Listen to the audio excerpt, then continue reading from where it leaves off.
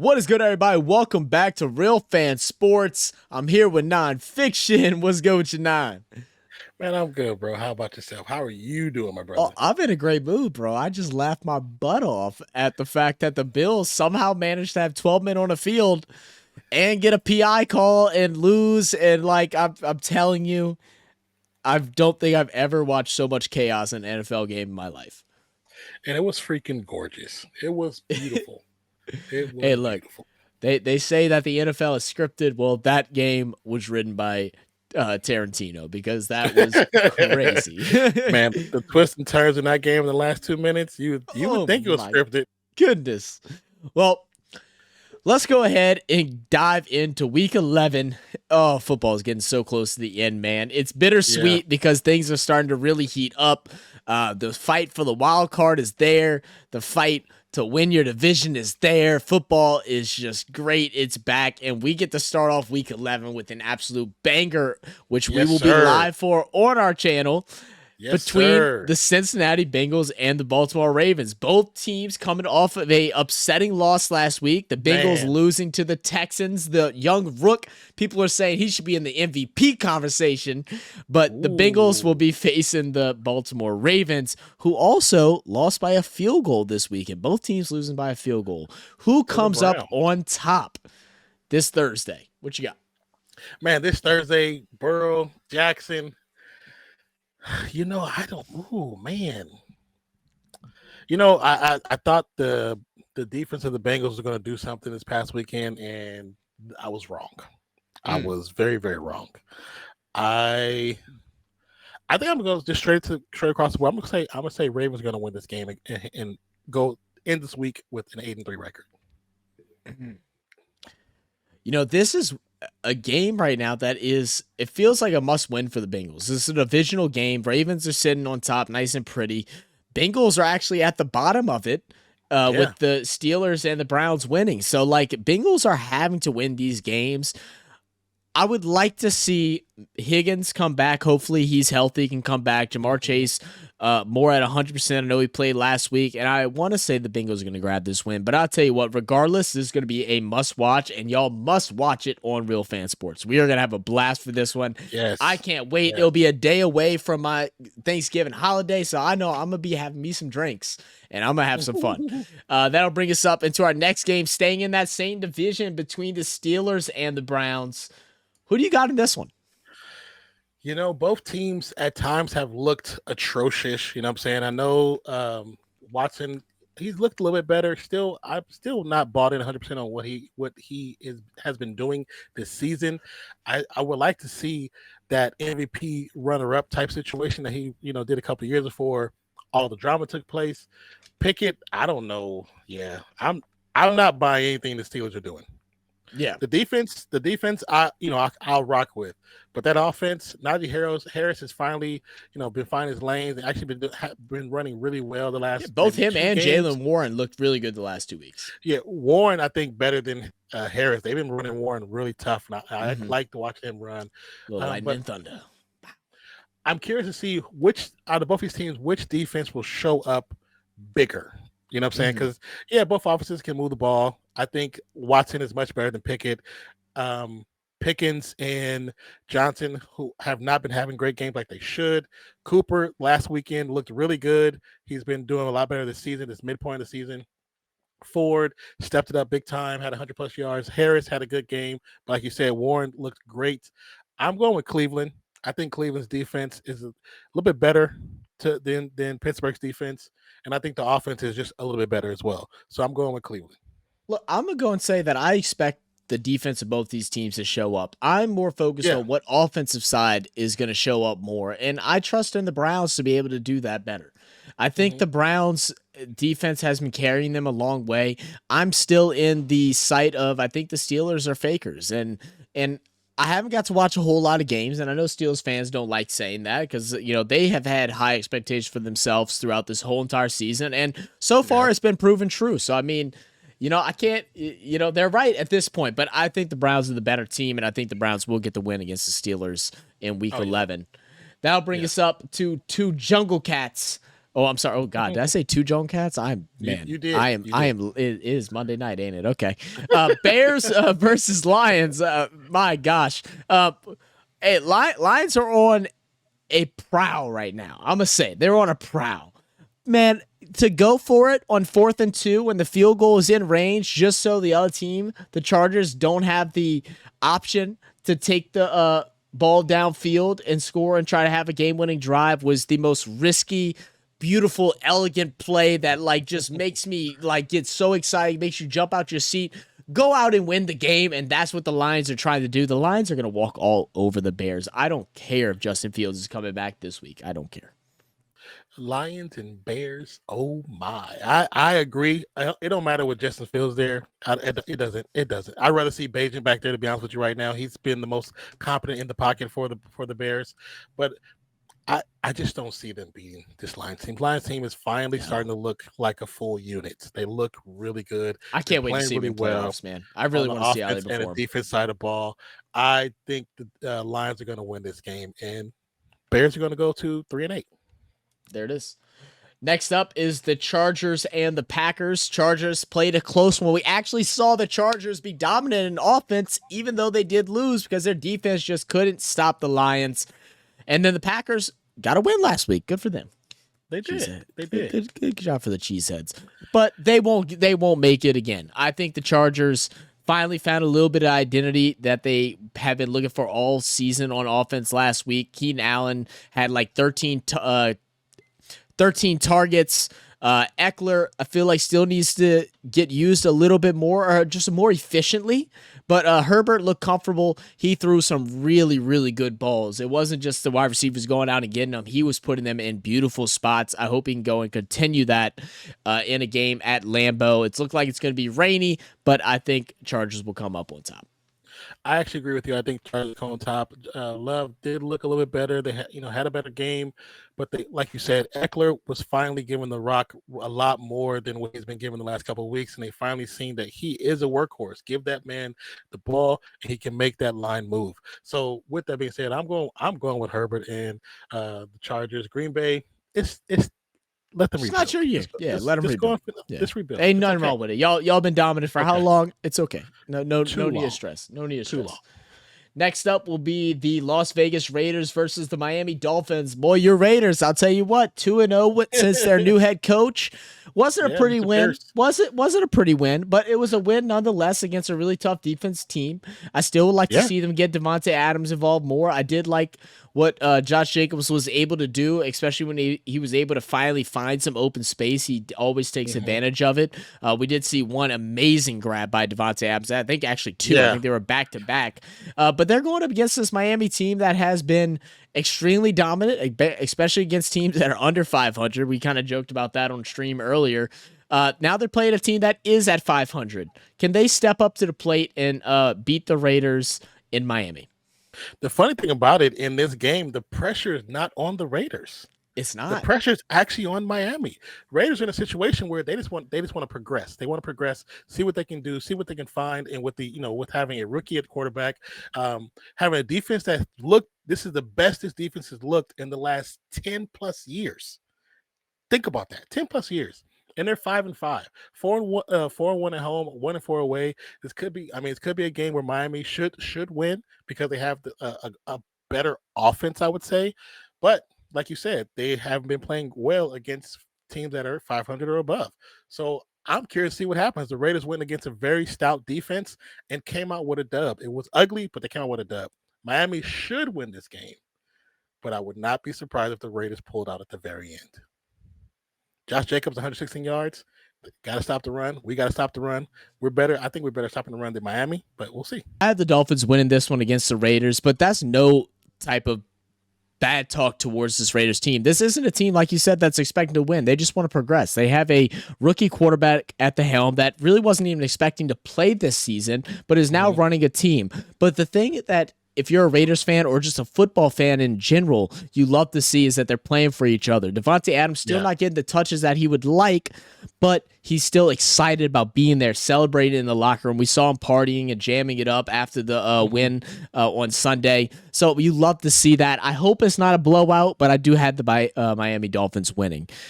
Going from that game, we're going to go to a bit of a stinker between the New York Giants and the Commanders. The Giants with DeVito at quarterback. I don't know if you saw it, but DeVito's dad was in the stands, and they went for something on like a 4th and 3, and they have him clear as day. That's the play you call on 4th and 3. He even thinks that some things need to be changed. But, it just is what it is with the Giants. They've had so many up and down, so many injuries. There's no expectations. Whereas the Commanders, I think there's going to be a lot of changes this offseason through personnel, coaching, and all of that's going to change. So they're just trying to figure out what players are going to stick after already getting rid of so many during the trade deadline. I think the Commanders win this game, but it's definitely not one I want to tune into.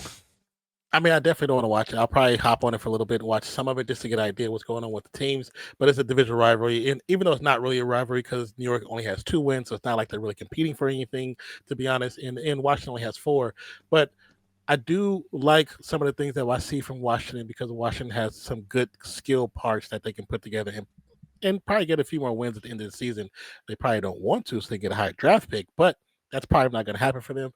So, but in this game, I will say I do see the Commanders, winning it at the end. I agree. Next up will be the Cowboys and the Panthers. Cowboys got a pretty little simple schedule coming up. A little simple stretch facing the Panthers, who are 1-8. They're going to be facing them at the Bank of America Stadium, but I think this is just a walk in the park for the Cowboys. I mean, if you're a Cowboys fan, what you're hoping for right now is to see a big lead to start things off, and then just ground and pound with Dowell and with Pollard, and hopefully Pollard can find some type of energy that he had last year, because you're going to need him whenever it comes to playoff football. That's what they're desperately hoping for. I mean, Rico Dowdle, who actually they ran this last game and looked really good. Like, I know the one thing I've noticed from this team is that Powell is a good running back, but he's a good running back in the pass game. He's not such an aggressive running back that you can give the ball and he can pound over and over through the line. He's not someone that wants to take 25 touches. It's not him. He needs that's not his skill set at all. 10 to 12 touches out the backfield, but you throw him 5 or 6 screens. That's where he thrives. And I think that's where they miss Ezekiel Elliott. And so with Rico, he has the ability to get those tough yards. And I think if they're going to do a nice run game and mix it up with him, and I think there's another running back, I can't remember his name, it should work. It should work out. Now, in this game, like you said, what I expect if I'm a Dallas fan is domination on all 3 fronts. I want to see a full, complete game. Special teams, offense, and defense. Doesn't matter the score, but I want to see domination on offense. Because that takes them into the week after. Don't overlook this team because you do, and then you lose to a 1-8 team. That's not what we're here for. Don't let that happen again. It's already done once. So let's go into this week and have a complete week. Practice, game plan, scheme, and just dominate on all phases. Dallas should win. Period. I agree. Another divisional game. We got a good bit of divisional games this week. Titans versus Jaguars. Jaguars sitting at 6-3 ahead of the division, but a certain team, which we'll cover next, is right up on their tail. Jaguars fading the Titans. Titans have officially moved on from their quarterback, whose name we shall not speak, and have moved on fully with Will Levis. But even though Levis had a really great week 1 game or first game in his NFL start, he hasn't had much luck since then. And even Derrick Henry, he's coming off of a very poor performance where at halftime he actually had negative yards. Not a good look for this Titans team. Do the Titans have a chance of winning in Jacksonville? I don't want to be just a jerk and say no, but I don't think so. I guess that's what I don't. Yeah. I guess I don't want to be a jerk about it, but I feel like this is a game just like with the Dallas game. It's any given Sunday, but Jacksonville, who had opportunity last week to have a really good game and capitalize on a team that was floundering a little bit, I don't know what happened. They just didn't do anything on any aspect of any front of the game. All skilled players decided to go on vacation early. I mean, look, they're playing again. It's 49ers though. Like people, like that blew my mind. Like not to get too far off topic, but it blew my mind that people thought the Jags were just going to go ahead and dominate against San Fran. Even though I thought the Jags would have a better game than what they did, but you're talking about a San Fran team that has lost 3 in a row. They're angry. They're mad. They're not part of a losing culture. They're coming off a bye, well rested. If anything was going to go good, is that defensively they were going to be lights out, and that's exactly what they did. Yeah, I wasn't expecting a domination by the Jaguars, but I still expect them to go in a different where they gave themselves the opportunity to win that game. They didn't have, and they did not. All. Never did. Now in this week, they have to make up for it and come in and beat Tennessee. Levis will still have a good game, I think, and Henry will have a decent game, but I expect Jaguars to win. Yeah, I don't think Titans have a chance. I don't want to be that guy either. I know it's every given Sunday or any given Sunday, but nevertheless, I think this is a tough one. I know this Titans-Jags rivalry has definitely heated up over the last couple of years between them two, but I think Jags have it. Next up is going to be the Cardinals and the Texans. Man, I'm telling you, this Texans team is so fun. I'm actually kind of happy that I can finally say that about the Texans because how long has it been since they've been fun? Like Adrian Foster, the only upsides of Texans have been Adrian Foster, DeAndre Hopkins, and David Johnson. There's the only and that's just 3 players. That's not them all playing on the same team at the same time. It's 3 players. Right now, they have a young squad coached by a phenomenal player coach. And they are just doing things right for the first time in a long, maybe in their history. And they're going to face against the Cardinals, who were able to sneak out a win this past week. Kyler Murray is back. He had a couple of rushing touchdowns. He actually looked fairly good from the little bits and pieces I was able to watch. But personally, I don't think it's enough to stop this Texans. I think the Texans are on a roll. I think they're trying to fight and actually win this division. And we said this at the beginning of the year that, you know what? The Texans could have a shot. We said we didn't think it was a big shot, but we said let the Jaguars mess up a little bit and C.J. Stroud be who we think he could be, and they could win it. And they're showing it right now. And there's still plenty of football left with only 1 game behind to try and steal that first place mark in their division. Hey, I mean, right now, week 11, if they win and Jaguars lose, it's a tie for the divisional lead. So, I mean, that's kind of crazy. That's kind of crazy when you have a rookie who no one expected to be this good. Has turned out to be this good. I appreciate what C.J. Stroud has done with the Texans. And yes, Murray is back, but pretty much all that means for Arizona fans is that if you have any of your players in fantasy, especially running backs, they're probably not getting the ball. What's going to happen? I think C.J. Stroud's going to have a good game regardless. I think the Texans should win this game. I mean, it's cool that Kyler Murray is back. I'm glad he's not, his injury wasn't a career-ending type situation. Big facts. But energy is going to be rocking with Houston Texans pulling out the dub. Yeah, I got Texans winning all the way, baby. And I like to say I thought C.J. Stroud would be this good, so I'm gonna go ahead. It's like one of the few college calls that I actually get right, man. I'm not. I knew he was gonna be built like that. I didn't think it was gonna be this quick. My favorite part of the whole game last week is when I was watching the Sports Center afterwards, doing the recap of all the games. They said, oh, C.J. Stroud made a rookie mistake through a unfortunate pick 6, which was a bad pass. Well, guess what, guys? That was only his second interception, and one of them, like we said earlier, didn't count. It was against the Saints. They intercepted it, but then fumbled it right back away. So, did it matter? No, it didn't. That's his first one. Hey, I'm sorry, it wasn't even a pick 6. That was just people on Twitter talking. So, he made one rookie mistake all year. Crazy. Next up is going to be Buccaneers versus 49ers. Are the 49ers back? They're definitely feeling themselves. I mean, I feel like they might be, especially if they come in this game and dominate once again. If they dominate once again like they did last week, then I'll say yes. But right now, they just it's a good return. They took out a team like the Jaguars who didn't show up to the party. Half of the team was still on vacation. But Baker Mayfield and the Bucs aren't they haven't been like the greatest team, moments, but they've had some good moments. I just don't think those moments are going to be great against this team. Now, like everybody kind of back, kind of semi-healthy for the most part. They have some players that are still injured. I think Debo's coming back too if he hasn't already. Debo's back last weekend. So he was okay. Yeah, they're back in full force, man. This weekend, I know Baker Mayfield is technically questionable, so we don't know what his status is. I don't know what his injury is, but I see the Niners winning this game quite easily. Yeah, I have him winning it pretty easily as well. And one thing I do want to say is all the trash talking that was said towards Purdy about his performance the last 3 weeks. I'm glad. And then the trash talking that was made about him stepping away, going back home, working on the farm, and just being himself, and then coming out and just bawling like, thank you. Shut him up. Shut them haters up, Purdy. I love that. I love that from him. It just shows that he has that spunk, that certain type of charisma that a lot of players don't have when they are faced with adversity, especially at a young age, at a young part in his career. To come out, do that, and show up against a team that is good, that is competent, that is fighting in the NFL right now. Good on him. The 49ers are going to run away with it. And also, last thing is McCaffrey was pretty funny. He said, yeah, everybody scored but me. I'm sorry, guys. I let y'all down because he lost his record of most touchdowns consistently. So that'll bring us up to the next game, which is between the Jets and the Bills. And, man, we just watched the Bills, and we watched the Jets last night. Jets lost to the Raiders offensively. Zach Wilson actually had some moments that I was actually happy to see. The one thing that I was really surprised with is that Breece Hall just struggled. And there was also a lot of shooting themselves in the foot. Breece Hall had a touchdown that was called back on a penalty.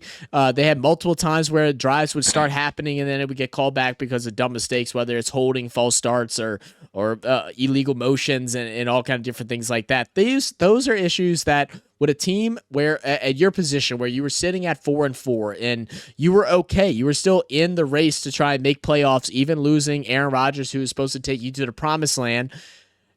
And then you do the dumb mistakes, the simple mistakes that shouldn't happen to lose games. And then the Bills, I don't even recognize this Bills team. They're imposters. I think something like when Space Jam, whenever the little monsters come out and they have the ball and they make them touch it and they absorb it. That's what's happened to Josh Allen. That's what's happened to the coaching staff, the offensive line. I think they're dipping their hands in butter, the amount of turnovers that they're having before every game. I don't get it. I don't even know who's going to win this game. I don't even know what side I want to pick it. I'm going to go ahead and just say something crazy because the Bills made me so mad Monday night and say that the Jets are going to win. I'm going to say something stupid because I'm that angry and I just don't trust. I have no trust.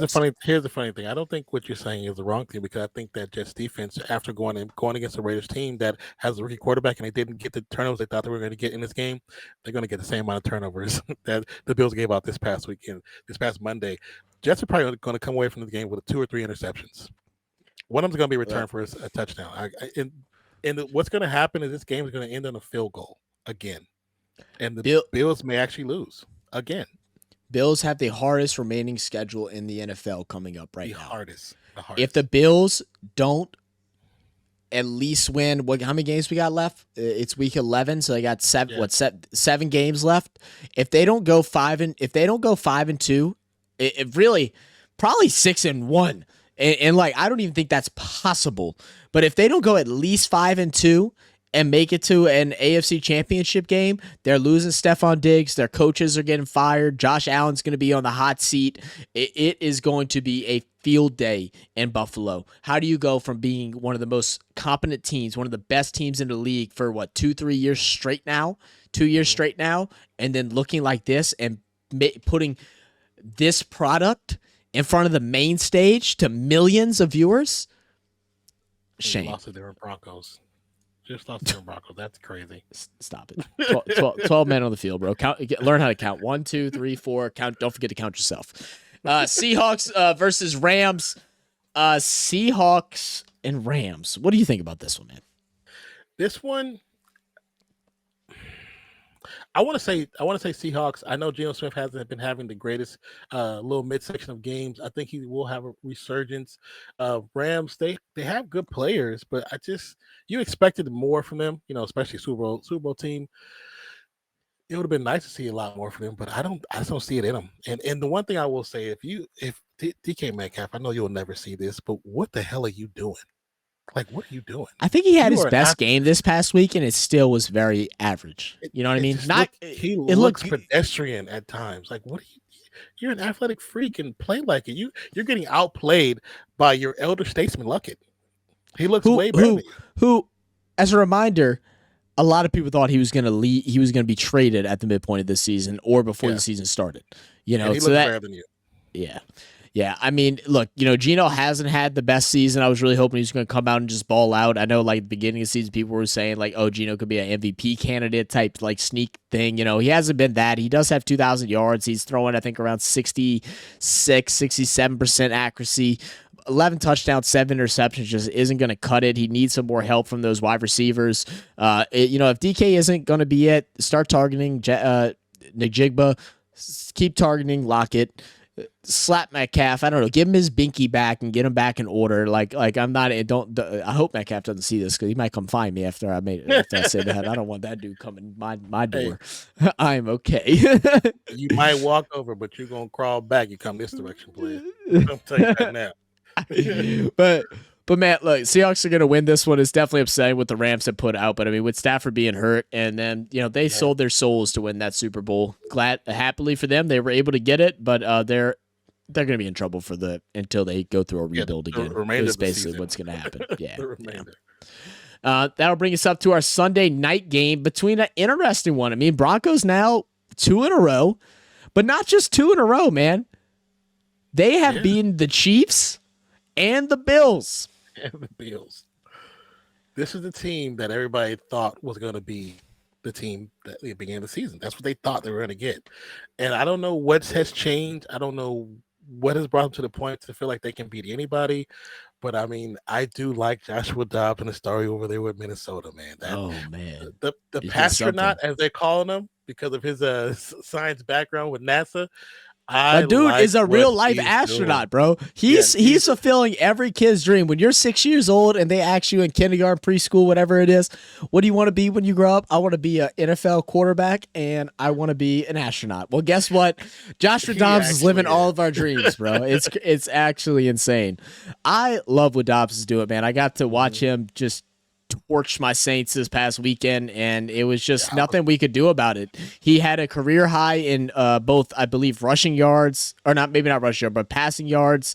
He had a career high in something else too. I don't think it was rushing yards, but it might have been.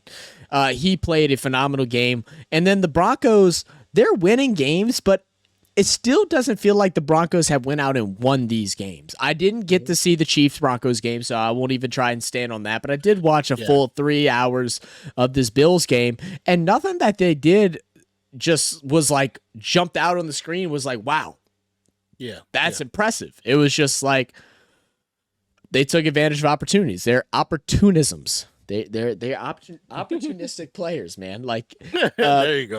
Look. I got Vikings winning this one.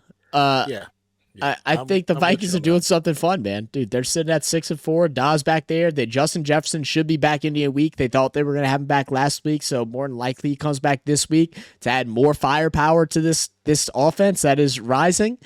Man, it makes you wonder. Dobbs had his moments with the Cardinals, but still had a poor record. Now that he has weapons and a good offensive coordinator, they run a good offense in the Vikings. They have so for the last 4 or 5 years. Yeah. Man, maybe that's all he needed. Maybe he really is the truth. Maybe he needed somebody to actually believe in him at the quarterback position, because I don't think the Cardinals actually did. They would just put him in there because they needed a quarterback. And like you were talking about before, at the beginning of the season, maybe they were trying to lose. Maybe that's what the situation was. And now Crowder's back because they have to play him because he's fully healthy, which they probably don't want to. They rather have Clayton Tune back there.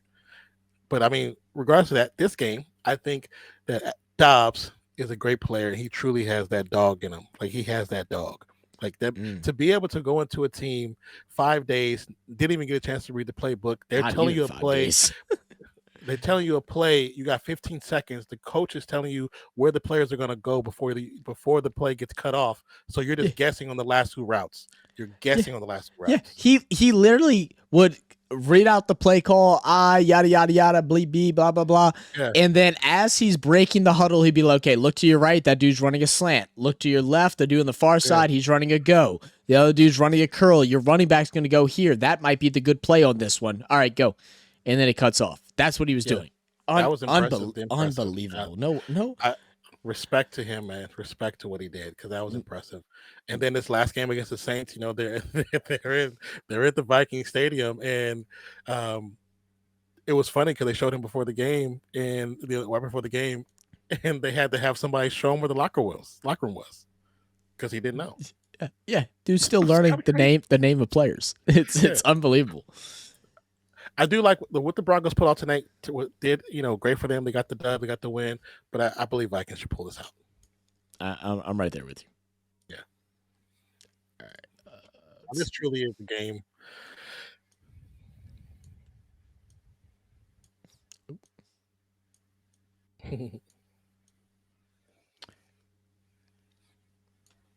And OMG, our final game. We have 2 great primetime games next week. Look, yes. If y'all are new to the channel, like, this is your time to subscribe, okay? Because when we have good games like this, I'm letting y'all know it gets crazy. We have some fun. We go all out. This last game, I ended up on the floor down there, okay? Yeah, and it wasn't even a good game. So when I'm telling you we got Ravens and Bengals, and then we have Eagles and Chiefs, we have the Super Bowl reincarnated coming to you on Monday. The 2 best teams in the NFL right now. Oh boy, who do you have? 8-1 Eagles, 7-2 Kansas City Chiefs, and the craziest thing. This is the first time I've seen this all season. Neither team has somebody on the injury list, so everybody's healthy. There's not a single injury player on either team. Oh, I'm so excited. So now it's just what's going to happen. It's like Christmas. This is a Christmas gift to us. If, like Zach said, if you're not here and you're watching, you look for somebody to watch it with, come by the channel. Subscribe if you haven't already. Join the channel. Become part of the party. And it's going to be a great time. This one. And I definitely don't have school Tuesday. I might not be able to walk. If this is a good game, bro, I might black out midstream. I'm just kidding. I won't do that. But I will have some fun. This game, man. This game, I don't know, man. It depends on who physically and mentally shows up to this game. But I want a great game, first of all. I just want a good game. Air that ball out. Air the rock out. Have fun. But That's exactly what I want. Don't play safe. I don't want a single person to play safe. With this game, I'm going to say I'm going Eagles. I'm going Eagles with a dub. Oh. At the end, going to dub. Oh. Yeah. 8-1 Eagles, 7-2 Chiefs. Yeah, bro. I don't think anybody could be wrong on their guess. I mean, the Chiefs are favored by 3. Let's be real. It should be 0. This should be a money line bet. The only reason why it's like that is because it's in Arrowhead. This is a game that everybody wanted to see. This is a game that when you see it on the schedule, you sit back at the beginning of the year and you're like, I hope both of these teams are playing the exact same way they were last year. So we can see the Super Bowl again. And this very well could be the Super Bowl again this year. That's how big this is. There was changes to both teams. Both teams have overcome adversity and have become better in certain aspects and then worse in other aspects, but still very competitive, still great. And I don't know which route to go. You're saying Eagles, so I'm going to keep things spicy, and I'm going to go ahead and say Chiefs. Look, I mean, it's not you said it's not really a wrong answer you can say with this one. Look, karma is a chief, someone with the Chiefs, whatever. With the song is. I mean, of course, I believe she's going to be there, which we know statistically Kelsey gets 100 plus when she's there. Hey, I'm putting some bets. I'll put some bets on my boy Travis Kelce. I'm telling you, but like it's even bigger than that. Dude, it's brothers versus brother. I mean, this is Mama Kelsey back in action. This is Jason Kelce. Especially with that, I'm going with Philly there. Right, I was saying this is Jason Kelce, my boy, been nominated for sexiest man alive. You know what I'm saying? Like, I'm telling you, this is gonna be some watch football, man. I hope y'all come and join along. I'm gonna pick the Chiefs. Nine's got the Eagles, but boy, this is gonna be fun. I'm I going can't with wait. Sexiest man of the year. You can go with Taylor Swift. See, now you put it that way. If I went any other way, my girlfriend would probably kill me. So you know what? That's fine. I'll take it. I'll take what I got. But look, like we said, guys, said it a million times. Say it one last time. Make sure y'all subscribe. Make sure y'all come join us for our live streams. We really do have a lot of fun. We do live play-by-play during the games. We also treat it like a sports bar. We're going to talk the games. We're going to be like a radio show, but we also just talk with you guys, get y'all's opinion, get to know y'all. Y'all get to know us. We talk crap. We laugh. We joke, and all the stuff around it, man. We love talking. We love meeting new people. We want y'all to come join us, man. I'm telling you, we just out here to have fun. So make sure y'all come join us, have some fun with us. Don't be shy. Speak up, have a blast, and we'll see y'all on Thursday. Appreciate you guys. My name is Zach. My name is Nonpfixion. And we are Real Fan Sports. We are your fanalists, and we'll catch y'all next time. Cheers.